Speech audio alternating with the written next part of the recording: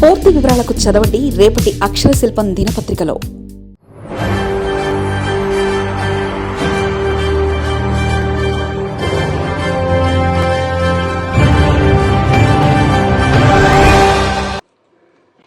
వారి పదవీ కాలం సగం పూర్తయిపోతా ఉంది. అంటే మిగిలిన ఇంకో 2.5 సంవత్సరాలు మాత్రమే వారికి సమయం ఉంది. మనందరికీ తెలిసింది ఏంటంటే చివరి 6 నెలలు సంవత్సరం అంతా ఎలక్షన్ ఫీవర్ ఉంటుంది. అధికారంలో ఉన్నటువంటి పార్టీ కానీ ప్రతిపక్ష పార్టీలు కానీ సహజంగా ఎన్నికల మీద దృష్టి ఉంటుంది. ఎప్పుడైనా ఒక పార్టీకి అధికారం వచ్చిన తర్వాత మొదటి 4 సంవత్సరాలే ప్రధానంగా వారు ఏదైనా పని చేయడానికి, వారు పెట్టుబడులు తీసుకురావడానికి కానీ లేకపోతే వారు చెప్పినటువంటి ఎన్నికల హామీలు నిలబెట్టుకోవడానికి కానీ మొదటి 4 సంవత్సరాలు సహజంగా చాలా ముఖ్యమైనటువంటి. అందులో ఈ ప్రభుత్వానికి దాదాపు 2 సంవత్సరాలు పూర్తి అయిపోయి 2.5 సంవత్సరాలు దగ్గర పడతా ఉంది. అటువంటిది ఈరోజు పత్రికలు చూస్తే కడపలో జిందాల్ జేఎస్డబ్ల్యూ స్టీల్ ప్లాంట్కి చంద్రబాబు నాయుడు గారు శంకుస్థాపన చేస్తున్నట్టుగా ఈరోజు చూసాం. అంటే ఇప్పటికీ కూడా అధికారం వచ్చి 2.5 సంవత్సరాలు అయిన తర్వాత కూడా జగన్మోహన్ రెడ్డి గారి హయాంలో తీసుకొచ్చినటువంటి ప్రాజెక్టులకే ప్రారంభోత్సవాలు, జగన్మోహన్ రెడ్డి గారు శంకుస్థాపన చేసినటువంటి కార్యక్రమాలకే మళ్ళీ శంకుస్థాపనలు, జగన్మోహన్ రెడ్డి గారు తీసుకొచ్చినటువంటి హయాంలో తీసుకొచ్చినటువంటి పెట్టుబడులనే వీరు పెట్టుబడులుగా చెప్పుకునేటువంటి కార్యక్రమం. మొదటి 2.5 సంవత్సరాలు మీరు జగన్మోహన్ రెడ్డి గారు తెచ్చినటువంటి కార్యక్రమాలనే చేసుకుంటూ పోతే మీరు కొత్తగా ప్రాజెక్టులు ఎప్పుడు తీసుకొస్తారు? కొత్త పెట్టుబడుల్ని అది కార్యరూపం దాల్చేది ఎప్పుడు? మీరు ఇచ్చినటువంటి 20 లక్షల ఉద్యోగాలు కల్పనకు సంబంధించి ఇచ్చినటువంటి ఎన్నికల హామీ నిలబెట్టుకునేది ఎప్పుడు అనేటువంటిది ప్రజల నుంచి వచ్చేటువంటి ప్రశ్నలు. దానికి ప్రభుత్వం నుంచి సమాధానం కూడా ప్రజలు అడుగుతా ఉన్నారు. 2023 ఫిబ్రవరిలో ఆ రోజు సంబంధించినటువంటి శాఖ మంత్రిగా నేను కూడా కడప స్టీల్ ప్లాంట్కి సంబంధించి జమ్మలమడుగులో గౌరవ ముఖ్యమంత్రిగా ఉన్నటువంటి ఆనాటి జగన్మోహన్ రెడ్డి గారు, అలాగే జేఎస్డబ్ల్యూ చైర్మన్ అయినటువంటి సజ్జన్ జిందాల్ గారు, వారి సమక్షంలో దానికి శంకుస్థాపన చేయడం, అందుకన్నా ఒక 2 నెలల ముందు ఆ సంస్థకు సంబంధించి ఎన్నో సంవత్సరాలుగా కడప స్టీల్ ప్లాంట్ గురించి రాయలసీమ ప్రాంత ప్రజలు ఆశపడుతున్నటువంటి తరుణంలో దాన్ని కార్యరూపం తీసుకురావాలి. ప్రభుత్వం నిర్మించడం అనేటువంటిది సాధ్యమైనటువంటి పని కాదు. కావాల్సినటువంటి సహకారాన్ని, భూమిని, ఇన్ఫ్రాస్ట్రక్చర్ సపోర్ట్ని ప్రభుత్వం నుంచి ఇద్దాం. నిర్మించేటువంటి బాధ్యత అంతా కూడా జేఎస్డబ్ల్యూ టేకప్ చేస్తుందనేటువంటి ఉద్దేశంతో 2022 డిసెంబర్ 21 ఇచ్చినటువంటి జీవో ఇది. డిసెంబర్ 21, 2022 జేఎస్డబ్ల్యూ స్టీల్కి సంబంధించి ఒక ఇంటిగ్రేటెడ్ స్టీల్ ప్లాంట్ని కడప జిల్లాలో ఏర్పాటు చేస్తూ వారికి కావాల్సినటువంటి స్పెషల్ ఇన్సెంటివ్స్ని అలాగే ఇన్ఫ్రాస్ట్రక్చర్ ఫెసిలిటీస్ని ప్రొవైడ్ చేస్తూ ఇచ్చినటువంటి జీవో. సబ్సిక్వెంట్గా ఫిబ్రవరి మాసంలో దానికి శంకుస్థాపన చేశాం, ఎన్వైరన్మెంటల్ క్లియరెన్స్లు తీసుకొచ్చాం, కావాల్సినటువంటి ఇనీషియల్ ఇన్ఫ్రాస్ట్రక్చర్ వర్క్స్ స్టార్ట్ చేశాం. దానికి సంబంధించి water 2 TMC water Gandikota reservoir నుంచి 2 టీఎంసీ వాటర్ ప్రతి సంవత్సరం ఇవ్వడానికి అంగీకరించాం. అలాగే ఎస్టీ లైన్స్ పవర్ సప్లై చేసేటువంటి దానికి కూడా డెడికేటెడ్ వారి డోర్ స్టెప్ వరకు పవర్ సప్లై ఇవ్వడానికి ప్రభుత్వం వైఎస్ఆర్ సిఎల్ అని చెప్పి ఆ రోజు రాజశేఖర రెడ్డి గారి పేరిట Kadapa steel plant corporation limited అనేటువంటి ఒక సంస్థను కూడా ఏర్పాటు చేశాం. అలాగే హైవేకి అక్కడ ఉన్నటువంటి నేషనల్ హైవే 67కి రోడ్ కనెక్టివిటీని కూడా చేసిస్తామని చెప్పి వారికి ప్రామిస్ చేశాం. రైల్వే కనెక్టివిటీని కూడా ప్లాంట్ వరకు అందిస్తామని చెప్పి వారికి హామీ ఇవ్వడం ఇవన్నీ కూడా జరిగిపోయినాయి. ఈ క్లియరెన్స్లు అప్రూవల్స్ ఇవన్నీ జరిగిపోయిన తర్వాత పని నిర్మాణం జరుగుతున్నటువంటి తరుణంలో ప్రభుత్వం మారింది 2024లో. అప్పటికి ఈ రాష్ట్రంలో పెట్టుబడులు పెట్టినటువంటి జిందాల్ వాళ్ళని కక్ష కట్టినట్టు మీరు ఎందుకు నిర్మాణాలు చేయాలి, ఎందుకు ఈ రాష్ట్రంలో పెట్టుబడులు పెట్టాలని చెప్పి ఎవరో ముంబై నుంచి ఒక యాక్ట్రెస్ని తీసుకుని వచ్చి కేసు పెట్టించి లేనిపోయినటువంటి రాద్ధాంతం సృష్టించి దాంట్లో 2 ఐపీఎస్ ఆఫీసర్లను సస్పెండ్ చేసి సీనియర్ అధికారులని ఇప్పటికీ కూడా వారికి పోస్టింగ్స్ ఇవ్వకుండా 2 సంవత్సరాల పాటు ప్రాజెక్టును నడవకుండా చేసేసి ఆ సంస్థని ఈ రాష్ట్రంలో పెట్టాల్సినటువంటి వేలాది కోట్ల రూపాయల పెట్టుబడుల్ని అటు తెలంగాణకి అటు మహారాష్ట్రకి తరలిపోయేటువంటి కార్యక్రమం చేసి మళ్ళీ ఈరోజు కొత్తగా వచ్చి చంద్రబాబు నాయుడు గారు మళ్ళీ శంకుస్థాపన కడప స్టీల్ ప్లాంట్కి. అంతర్జాతీయ మేస్త్రీ సంఘం అధ్యక్షుడు చంద్రబాబు నాయుడు గారు ఎక్కడ ఏ నిర్మాణం జరిగినా అది నా వల్లే, హైటెక్ సిటీ నా వల్లే, చార్మినార్ నా వల్లే, తాజ్మహల్ నా వల్లే, అంటే ఏ పెద్ద కట్టడం ఉన్నా నా వల్లే,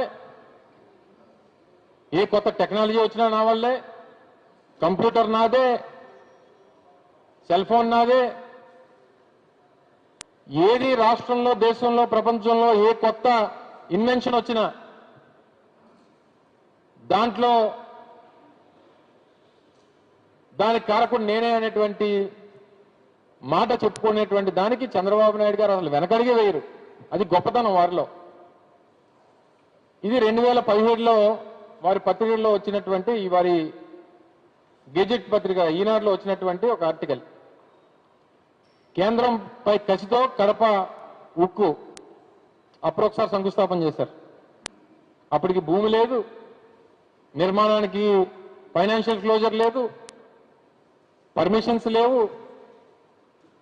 అప్పటి వరకు అప్పటికి ఆయన దగ్గర ఉన్నది ఏంటంటే ఆయన శిలాఫలకం కట్టడానికి కావాల్సినటువంటి ఒక మేస్త్రి, దానికి కావాల్సినటువంటి ఇటుకలు, సిమెంటు, ఈ శిలాఫలకం తప్పితే చంద్రబాబు నాయుడు గారి దగ్గర ఆ రోజుకి ఏదీ లేదు, భూమి కూడా లేదు. దగ్గర 3000 ఎకరాల భూమిని సేకరించి దానికి పర్మిషన్స్ ఇచ్చి క్లియరెన్స్లు ఇచ్చి నిర్మాణానికి కావాల్సినటువంటి ఒక పెద్ద సంస్థని, దేశంలోనే ప్రముఖ సంస్థని తీసుకుని వచ్చి ఇవన్నీ చేసి కొనసాగాల్సినటువంటిది. అంటే దాన్ని ఎక్కడ కొనసాగిస్తే జగన్మోహన్ రెడ్డి గారికి పేరు వస్తుంది. ఓ 2 సంవత్సరాలు దాన్ని పూర్తిగా నీరుగా చేస్తే మనమే కొత్తగా ఏదో చేస్తున్నట్టుగా దాన్ని చూపించవచ్చు. తద్వారా రాజకీయంగా మనకి అడ్వాంటేజ్ ఉంటుంది అనేటువంటి ప్రయత్నంలో భాగంగానే ఈరోజు కడప స్టీల్ ప్లాంట్కి మరొకసారి శంకుస్థాపన. చంద్రబాబు నాయుడు గారికి అదే సినిమాలో చెప్పినట్టు చెల్లికి జరగాలి పెళ్లి మళ్ళీ మళ్ళీ, అంటే ఒక శంకుస్థాపనే మళ్ళీ మళ్ళీ చేస్తూనే ఉంటాడు, పని జరగదు. శంకుస్థాపనలో మాత్రం దిట్ట. బహుశా వారు వేసినటువంటి శిలాఫలకాలు ఈ రాష్ట్రంలో ఏ నాయకుడు వేసున్నాడు, పని మాత్రం శూన్యం. మళ్ళీ ఈరోజు కూడా బహుశా నాకు తెలిసి మరో అరగంట గంటలో వారు శంకుస్థాపన చేస్తారు. ఆ వేదిక మీద ఎక్కి మళ్ళీ మమ్మల్ని తిడతారు, మా నాయకుడిని తిడతారు, గొడ్ల పార్టీ అంటారు, సైకో అంటారు, మరొకటి అంటారు, మరొకటి. ఏ వేదిక దొరికినా గూగుల్ అవనివ్వండి, జిందాల్ అవనివ్వండి, రెన్యూ పవర్ అవనివ్వండి, ఏ ఇంటర్నేషనల్ వేదికలు అంటే దేశ స్థాయిలో ప్రపంచ స్థాయిలో గుర్తింపుకు చెందినటువంటి సంస్థల్లో సంబంధించినటువంటి వేదికల మీద కూడా మీకు జగన్ నామస్మరణే, జగన్మోహన్ రెడ్డి గారిని ఏదో రకంగా దూషించాలి, వైఎస్ఆర్ కాంగ్రెస్ పార్టీని దూషించాలి. నిన్న నెల్లూరులో వారి సభల్లో ఎక్కడో మాట్లాడుతూ మొన్న నేను మహిళా కమిషన్కి హాజరయ్యాను. ఆ రోజు నేను కూడా చాలా క్లియర్గా చెప్పడం జరిగింది. నాకు వ్యవస్థల మీద చట్టాల మీద ఉన్నటువంటి గౌరవంతో వారు నాకు నోటీసులు పంపించారు. ఆ ఇచ్చినటువంటి నోటీసులకి నేను వ్యక్తిగతంగా హాజరవ్వాలని చెప్పి నిర్ణయం తీసుకున్నాను. అందులో భాగంగా హాజరయ్యి వారు అడిగినటువంటి కొన్ని ప్రశ్నలకి సమాధానాలు చెప్పాను. ఏం చెప్పానో కూడా ఆ రోజు పత్రికా సమావేశంలో వెల్లడించాను. చాలా గౌరవంగా నాకు వ్యవస్థల మీద ఉన్నటువంటి గౌరవంతో సమాధానాలు ఇవ్వడం జరిగింది. రిటర్న్ రిప్లై కూడా వారు ఏదో సెక్షన్స్ ప్రకారం రిటర్న్ రిప్లై అడిగితే రిటర్న్ రిప్లై కూడా ఇవ్వడం జరిగింది. బయటకు వచ్చి కూడా చాలా చెప్పాను. నేను ఏదైతే మాట్లాడానో దానికి కట్టుబడి ఉన్నాను. అది ఒక పొలిటికల్ కామెంట్, పొలిటికల్ సెటైరు, ఒక వ్యక్తిని చేసినటువంటి వ్యాఖ్య, రాజకీయ వ్యాఖ్య. ఇది మహిళా లోకం మీద చేసినటువంటిది కాదు. నేను ఏ ఉద్దేశంతో ఆ మాటలు మాట్లాడానో కూడా చాలా క్లియర్గా వివరించాను. మరి ముఖ్యమంత్రి గారికి ఏం అర్థమైందో, మరి నా భాష నేను తెలుగులోనే మాట్లాడాను ఆ రోజు. మరి వారికి ఏం అర్థమైందో తెలియదు. కానీ ముఖ్యమంత్రి గారి స్థాయిలో ఉన్నటువంటి వ్యక్తి, అంటే ఒక రాజ్యాంగబద్ధంలో రాష్ట్రంలో హైయెస్ట్ పొజిషన్లో ఉన్నటువంటి వ్యక్తి నన్ను ఉద్దేశిస్తూ, నేను మహిళా కమిషన్కి వెళ్ళి వచ్చిన తర్వాత నాకు ఇష్టం వచ్చినట్టు మాట్లాడతాను, నువ్వెవరు నన్ను అడగడానికి అని చెప్పి నేను మహిళా కమిషన్తో అన్నానంట. నా ఇష్టం, నేను ఎలాగే మాట్లాడతానని చెప్పి నేను మహిళా కమిషన్తో అన్నట్టు వారు ఈ ప్రసంగంలో చెప్పారు. చెప్తూ ఏమన్నారు, ఆ సైకో తాలూకా ప్రోత్సాహం ఉంది, అందుకనే వీరు ఇలా మాట్లాడుతున్నారు అని చెప్పి ఆయన మా నాయకుడిని ఉద్దేశిస్తూ కూడా ఓ విమర్శ చేశారు. నేను 2-3 సందర్భాలు వారి పార్టీ నాయకులు మాట్లాడినటువంటి సందర్భాలని గుర్తు చేస్తాను. అది ఏ సైకో ప్రోత్సాహంతో మాట్లాడారో ఒకసారి చంద్రబాబు నాయుడు గారు చెప్తే బాగుంటుంది. చింతమనేని ప్రభాకర్ గారు, వారు మాజీ శాసనసభ్యులుగా మేము ప్రభుత్వంలో ఉన్నప్పుడు మా ప్రభుత్వంలో ఉన్నటువంటి మంత్రి గారిని ఉద్దేశిస్తూ ఒక మంత్రి గారిని ఇదే విధంగా మేకప్ వేసుకుంటున్నాం, మీ మంత్రి ఎక్కడుంది మీ మంత్రి అని అన్నారు. ఏ సైకో గారు చెప్పాడని చెప్పి మాట్లాడాడు చింతమనేని ప్రభాకర్ గారు. మీ బామ్మర్ది బాలకృష్ణ గారు ఒక వేదిక మీద ఆడలు కనిపిస్తే ముద్దైనా పెట్టాలి, కడుపైనా చేయాలి అని చెప్పని అన్నాడు. ఏ సైకో గారి ప్రోత్సాహంతో మాటలు మాట్లాడారు మీ బామ్మర్ది గారు? చెప్పండి, ఏ సైకో గారు చెప్తే ఈ మాటలు మాట్లాడారు? మీ చిత్తూరు జిల్లాకు సంబంధించినటువంటి ఒక శాసనసభ్యుడు గత సంవత్సరం 6 నెలల క్రితం మా పార్టీ సీనియర్ నాయకురాల్ని, ఒక మాజీ మంత్రిని పట్టుకొని నోటికి వచ్చినట్టు 2000కి 3000 రూపాయలకి ఏ పని కావాలంటే ఆ పని చేస్తుందని చెప్పి మీ పార్టీ శాసనసభ్యుడు ఇప్పుడు ఉన్నటువంటి వ్యక్తి మాట్లాడితే ఏ సైకో గారు చెప్పాడని చెప్పి మాట్లాడాడు. ఆ మాటలు, ఆ అహంకారపు మాటలు, ఆ బరి తెగించినటువంటి మాటలు ఏ నాయకుడు, ఏ సైకో గారు చెప్పాడని చెప్పి మాట్లాడాడు మీ నగర ఎమ్మెల్యే. నిన్న మీరు ఆ అరవ శ్రీధర్ నియోజకవర్గానికి వెళ్ళారు. 5 సార్లు అబార్షన్ చేయించాడు ఒక మహిళకి. ఆ మహిళను రోడ్డు మీద పట్టుకొని లాఠీతో కొడితే ఆ మహిళని కాపాడడానికి రాష్ట్రంలో వ్యవస్థలు లేకపోతే ఏ సైకో గారు చెప్పాడని ఈ రాష్ట్రంలో మహిళల్ని నడి రోడ్డు మీద పెట్టి కొట్టి నీ శాసనసభ్యుల్ని నీ పక్కన కూర్చోబెట్టుకొని వారితో మాట్లాడిస్తున్నావే, ఏ సైకో ఇచ్చినటువంటి ధైర్యం ఈరోజు ఈ రాష్ట్రంలో మీ శాసనసభ్యులకి, మీ నాయకులకు వచ్చిందని అడుగుతా ఉన్నా. ఒక నాయకుడేమో డైమండ్ రాణి అంటాడు, ఒక నాయకుడేమో ఇంకోటి అంటాడు, ఒక నాయకుడేమో మొన్న జిల్లా పరిషత్ చైర్మన్, మా జిల్లా పరిషత్ చైర్మన్ కృష్ణా జిల్లాకి రోడ్డు మీద వారు కారులో వారు వెళ్తుంటే నడి రోడ్డు మీద వారిని దాడి చేసి ఇష్టం వచ్చినటువంటి బూతులు తిడుతూ నోటికి వచ్చినటువంటి మాటలు మాట్లాడితే దాన్ని ప్రోత్సహించినటువంటి సైకో ఎవరని అడుగుతా ఉన్నా. పైపెచ్చి మళ్ళీ కులాన్ని తీసుకొచ్చేటువంటి కార్యక్రమం. హోంమంత్రి దళితురాలు, మాదిగ సామాజిక వర్గం. అసలు మీరు రాజ్యాంగబద్ధంలో పదవిలో ఉండి కులాల గురించి మాట్లాడకూడదు, కులాల ప్రస్తావన తీసుకురావని చెప్పి ప్రమాణం చేశారే. ఈరోజు మీ రాజకీయ అవసరాల కోసం దళితుల పట్ల మీకు ఉన్నటువంటి ఆలోచన ఏంటో కొత్తగా మేము చెప్పాల్సినటువంటి పని లేదు. ఎస్సీలుగా పుట్టాలని చెప్పి ఎవరైనా అనుకుంటారా అన్నటువంటి మాట మాట్లాడినటువంటి సైకో ఎవరో ఈ రాష్ట్రంలో ప్రజలందరికీ తెలుసు. మహిళ అని చెప్పని అంటున్నాం. కోడలు మగబిడ్డ కంటానంటే అత్త వద్దంటుందా అని చెప్పి ఆడపిల్లల తాలూకా పుట్టుక గురించి ఎంత నీచంగా మాట్లాడినటువంటి ఆ సైకో గురించి ఈ రాష్ట్రంలో ప్రజలందరికీ తెలుసు అనేటువంటి విషయాన్ని తెలియజేస్తా ఉన్నా.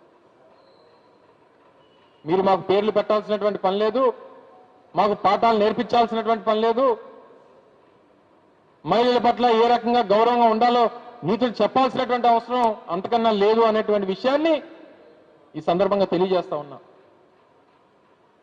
మీరు చేయాల్సినటువంటి పనులు, ఇచ్చినటువంటి హామీలు.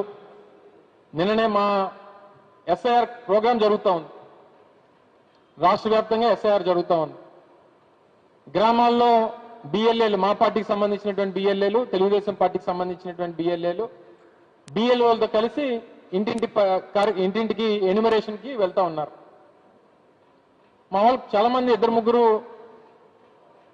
2-3 గ్రామాల నుంచి ఫోన్లు చేసి చెప్పారు, సార్ మొదటి 3-4 రోజులు తెలుగుదేశం పార్టీ బిఎల్ఏలు మాతో పాటు వచ్చేవారు, ఈ 2-3 రోజుల నుంచి రావట్లేదండి. ఎందుకు అని అడిగితే, ఇంటింటికి వెళ్ళినప్పుడు తెలుగుదేశం పార్టీ బిఎల్ఏలు ఇంటింటికి వస్తున్నప్పుడు ఆ గ్రామాల్లో ఇళ్లలో మహిళలు అడుగుతూ ఉన్నారట, బాబు మీరు 1500 రూపాయలు చెప్పిన నెలకి ఇస్తానన్నారు, ఎందుకు ఇవ్వట్లేదు అని. లేదా కొత్తగా పెన్షన్ కావాలని చెప్పి అప్లికేషన్ పెడుతుంటే అప్లికేషన్ తీసుకోవట్లేదు, ఈ 2.5 సంవత్సరాల్లో ఒక కొత్త అప్లికేషన్ కూడా మా దగ్గర తీసుకోలేదు, కొత్త పెన్షన్ ఒకటి ఇవ్వలేదు అని చెప్పి మహిళలు అడుగుతూ ఉన్నారు. మా ఇంట్లో మా బిడ్డ ఉన్నాడు, చదువుకుంటే 3000 రూపాయలు, ఉద్యోగం లేకపోతే నిరుద్యోగం గుర్తిస్తానన్నారు, లేకపోతే 20 లక్షల మందికి ఉద్యోగాలు ఇస్తామన్నారు, 2.5 సంవత్సరాలుగా మా పిల్లలు ఉద్యోగాలు లేక ఇబ్బందులు పడతా ఉన్నారు, మీ హామీ ఏమైపోయిందని చెప్పి వాళ్ళు అడిగితే సమాధానం చెప్పలేక చివరికి ఇంటింటికి ఎన్యుమరేషన్ కూడా తిరగడం మానేశారు. అది మీ పరిపాలన తాలూకా పరిస్థితి ఈరోజు ఈ రాష్ట్రంలో. మహిళలకు ఇచ్చినటువంటి అన్ని హామీల్ని దొంగలో తొక్కి మోసం చేసి అధికారం వచ్చి ఈ సైకోతనానికి, వెన్నుపోటుకి, ద్రోహానికి ఈ దేశంలో ఎవరన్నా పేటెంట్ ఉన్నారంటే అది ఒక్క చంద్రబాబు నాయుడు గారు అనేటువంటి విషయాన్ని ఈ సందర్భంగా తెలియజేస్తా ఉన్నా. పిల్లనిచ్చినటువంటి మావకు వెన్నుపోటు, జన్మనిచ్చినటువంటి రాయలసీమకి వెన్నుపోటు, భూములు ఇచ్చినటువంటి అమరావతి రైతులకు వెన్నుపోటు, చివరికి రాష్ట్రంలో ఓట్లేసి నమ్మి ఓట్లేసినటువంటి ప్రజలకి వెన్నుపోటు పొడిచినటువంటి నాయకుడు బహుశా ఈ దేశ చరిత్రలో ఎక్కడ ఉండడు. అటువంటి వ్యక్తి వచ్చి ఈరోజు నీతులు చెప్తా ఉంటే ఏం చేయాలో తెలియనటువంటి పరిస్థితిలో ఈరోజు రాష్ట్ర ప్రజలందరూ కూడా ఉన్నారు. నిన్న ముఖ్యమంత్రి గారు కొడుకు మాట్లాడుతూ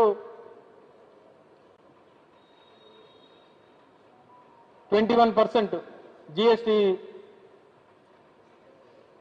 రెవెన్యూస్ లో 21% పెరిగింది ఈ సంవత్సరం అని చెప్పి గొప్పలు చెప్పుకునేటువంటి కార్యక్రమం చేస్తున్నారు. సిఏజిఆర్ చూస్తే, కాంపౌండెడ్ యాన్యువల్ గ్రోత్ రేట్ చూస్తే 7.5%. 2019 నుంచి 2024 వరకు దాదాపు 2.5 సంవత్సరాల కోవిడ్ ని ఎదుర్కొని జగన్మోహన్ రెడ్డి గారి హయాంలో మా పర్సంటేజ్ సిఏజిఆర్ ఆల్మోస్ట్ 8.4 నుంచి 8.5%. 2024-25 మీరు జిఎస్టీ రెవెన్యూ చూస్తే -7%. ఇప్పుడు 2025-26 వచ్చేసరికి +21 ఉంది. చాలా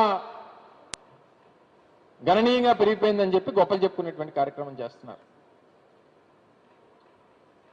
ఫస్ట్ హాఫ్లో మొదటి సంవత్సరంలో వచ్చినటువంటి మార్కులు చూస్తే మైనస్ మార్కులు వచ్చినప్పుడు ఇప్పుడు ఎక్కువగానే కనిపిస్తాయి. దానికి ఏదో ఘనత సాధించినట్టుగా గొప్ప చెప్పుకునేటువంటి కార్యక్రమం ఆ నంబర్లు చూపించి ముఖ్యమంత్రి గారు కొడుకు చెప్తా ఉన్నారు. అడిగితేనేమో నేను స్టాన్ఫర్డ్, నేను CMUలు చదువుకున్నానని చెప్పి. అదే చదువుకున్నవాడికి చదువుకున్నవాడికి తేడా అదే. మీ తండ్రి గారు వారికి ఉన్నటువంటి అవకాశాలు, వారి సహచరులు, వారి స్నేహితులతో మీరే నిన్న మొన్న ఎక్కడో మాట్లాడినప్పుడు చూసా. నాకు మన రాష్ట్రంలో మన దేశంలో ఉన్నటువంటి చదువులు వచ్చి రాలేదు, విదేశీ చదువులే నాకు వచ్చొచ్చాయని చెప్పి లోకేష్ గారు మాట్లాడుతూ ఏదో సందర్భంలో చెప్పారు. అవును, ఇక్కడైతే చదువుకోవాలి, అక్కడైతే చదువు కొనుక్కోవచ్చు. అది కొనుక్కున్నారు కాబట్టి మీకు సర్టిఫికెట్లు, పెద్ద పెద్ద కాలేజీల పేర్లు చెప్తారు. పెద్ద పెద్ద చదువులు, పెద్ద పెద్ద కాలేజీల పేర్లు చెప్తే సరిపోదు. వాస్తవాలు, నిజాలు ప్రజలకు చెప్పేటువంటి కార్యక్రమం ఆ ధైర్యం చేయండి. ఇప్పటికన్నా రాజకీయాలు మానుకొని, కుల రాజకీయాలు మానుకొని ఉన్నటువంటి మిగిలినటువంటి 2.5 సంవత్సరాలు పరిపాలన మీద ఇచ్చినటువంటి హామీల మీద శ్రద్ధ పెట్టాలని, కొత్త సంస్థల్ని రూపాయికో అర్ధ రూపాయికో భూములు ఇచ్చి ఏదో మీ ఘనతగా చెప్పుకునేటువంటి కార్యక్రమాలు మానేసి, అలా దోచిపెట్టడం మానేసి కొత్త సంస్థల్ని రాష్ట్రానికి రప్పించేటువంటి దానికి కృషి చేయమని, తద్వారా ఈ రాష్ట్రంలో యువతకు ఉపాధి కల్పించేటువంటి దానికి ప్రయత్నం చేయమని, జగన్మోహన్ రెడ్డి గారు తీసుకొచ్చినటువంటి స్టీల్ ప్లాంట్ని, స్థాపించినటువంటి స్టీల్ ప్లాంట్ని, అన్ని అప్రూవల్స్ తీసుకొచ్చినటువంటి స్టీల్ ప్లాంట్ని 2 సంవత్సరాలు పూర్తిగా వారిని ఇబ్బంది పెట్టి 2 సంవత్సరాలు అయిపోయిన తర్వాత ఈరోజు శంకుస్థాపన చేస్తూ ఏదో మీ ఘనతగా చెప్పుకునేటువంటి దాన్ని మరొకసారి క్రెడిట్ చోరీకి పాల్పడేటువంటి కార్యక్రమాలు మానుకోమని చెప్పి ఈ సందర్భంగా మీ ద్వారా కోరుతా ఉన్నా. Thank you.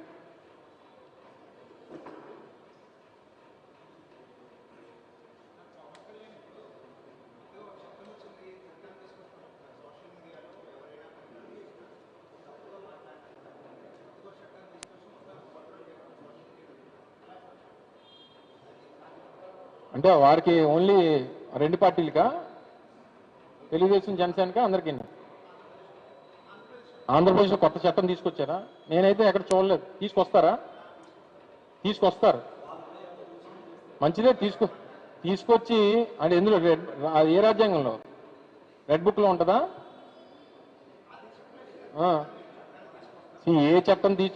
ఏ చట్టాలు తీసుకొచ్చినా, ఏ వ్యవస్థల్లో ఏ మార్పులు తీసుకొచ్చినా అది రాష్ట్రంలో ఉన్నటువంటి 5.5 కోట్ల మంది ప్రజలకి సమానంగా ఉండాలి తప్ప కేవలం ఒక రాజకీయ పార్టీకో ఒక వర్గానికో కొమ్ము కాసేటువంటిది విధానం కరెక్ట్ కాదు. వారు మాట్లాడితే నీతులు, మేము మాట్లాడితే బూతులు అనేటువంటి విధానాన్ని వారు ఎప్పుడైతే మానుకుంటారో అప్పుడు ఆ రోజు రాష్ట్రం బాగుపడుతుంది. వారికి ఒక నీతి, మాకు ఒక నీతి అనేటువంటి విధానం గడిచినటువంటి 2 సంవత్సరాలుగా ఈ రాష్ట్రంలో, ఈ ప్రభుత్వంలో నడుస్తూ ఉంది. వారు మమ్మల్ని ఏదన్నా అనొచ్చు, మేము ఎవరన్నా ఒక మాట అంటే దానికి చట్టాలన్నీ అమల్లోకి వస్తాయి అనేటువంటిది ఈ రాష్ట్రంలో గడిచినటువంటి 2 సంవత్సరాలుగా పెడుతున్నటువంటి అక్రమమైనటువంటి కేసులు, ముఖ్యంగా సోషల్ మీడియా ఇన్ఫ్లుయెన్సర్స్ మీద, ప్రభుత్వాన్ని ప్రశ్నించేటువంటి వారి మీద, ప్రభుత్వ వ్యతిరేక విధానాలను ప్రశ్నించేటువంటి వారి మీద అన్యాయంగా, అక్రమంగా కేసులు పెట్టి నోరు మూయించేటువంటి కార్యక్రమం ఇప్పుడు ఉన్నటువంటి ప్రభుత్వం చేస్తా ఉంది. సో దయచేసి అది మానుకోమని చెప్పి, దానిలో వారికి మార్పు రావాలని చెప్పి ఈ సందర్భంగా కోరుతా ఉన్నాం.